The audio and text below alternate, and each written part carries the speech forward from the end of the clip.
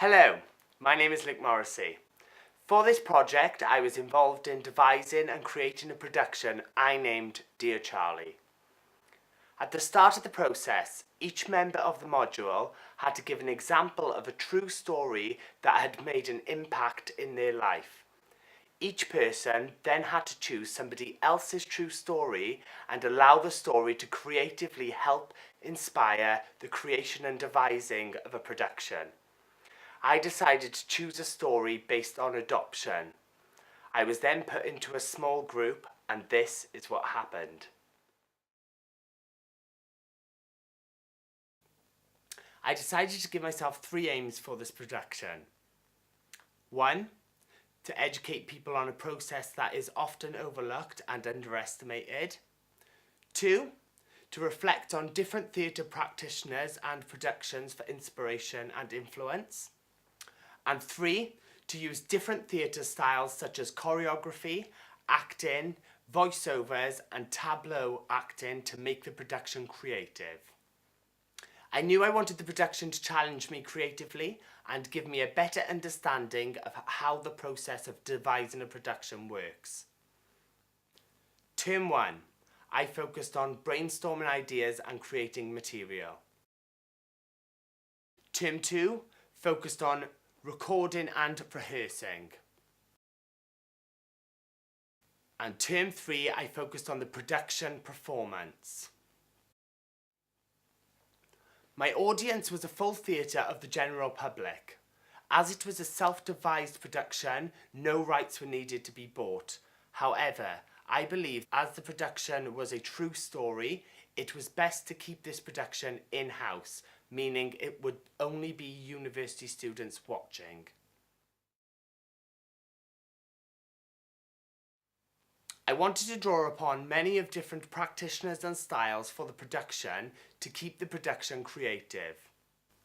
For the home section, I wanted to create tableaus of a homely setting to evident character relationships and emotions. The name of this strategy comes from the term tableau vivant, which means living picture. This technique can be recognised by people all around the social media world, and they have called it the mannequin challenge. For the drug section, I used a small, subtle choreographed moves that were repeated time and time again. This was to display the constant use of drugs when addicted, and with every repetition the moves got more aggressive and faster to resemble the effects drug use has on the body. This was inspired by Pina Bausch. Bausch was a German choreographer and performer of modern dance who often used enhanced repetition to tell her story. Particularly a moment in her piece, Café Muller, where 2 lovers get put together, then fall out of love, then repeat, each time getting more aggressive. This influenced the drug section in my piece and helped distinguish the impact of the drugs.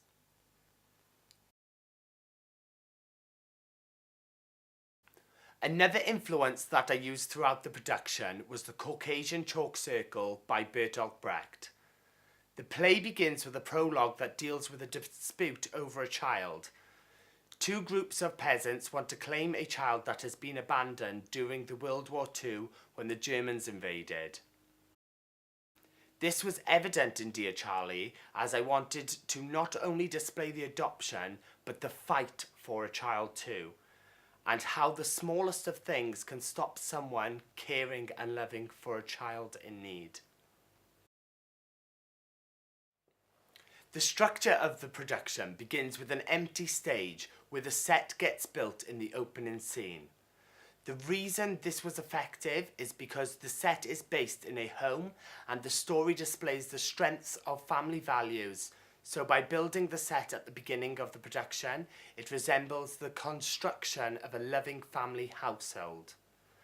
The production then continues to display the family values by creating relationships between the characters. The play then displays a husband and wife and a workaholic nurse filling out an official adoption application. The reason I used official documentation for the script was it confused the audience as it would confuse the applicant. And it was a clear representation of how official the process of adopting a child is.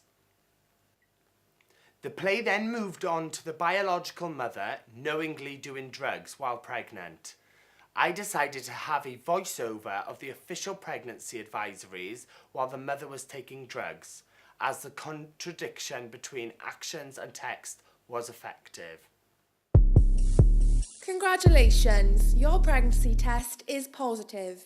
Advisories: avoid junk food and fast food, limit exposure to toxins, you should not smoke or be around people that smoke, you should get regular tests and exams, take vitamins, eat plenty of protein, eat enough fat on your diet, avoid caffeine, and avoid eggs.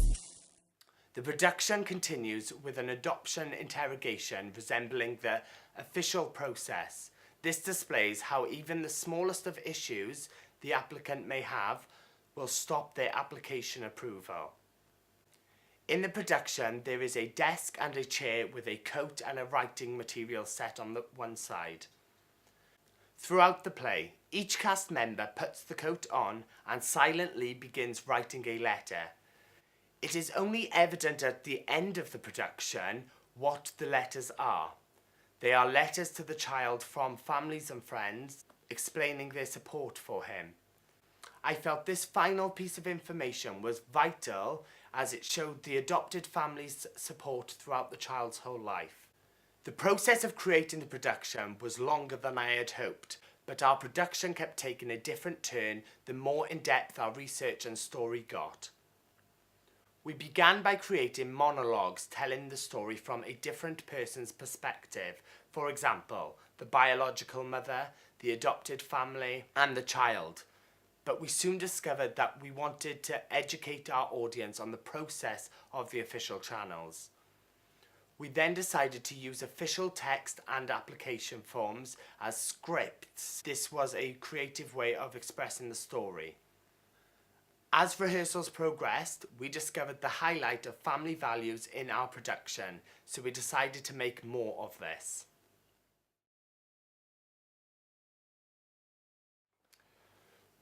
What worked was a display of family values and the foundations they are built on.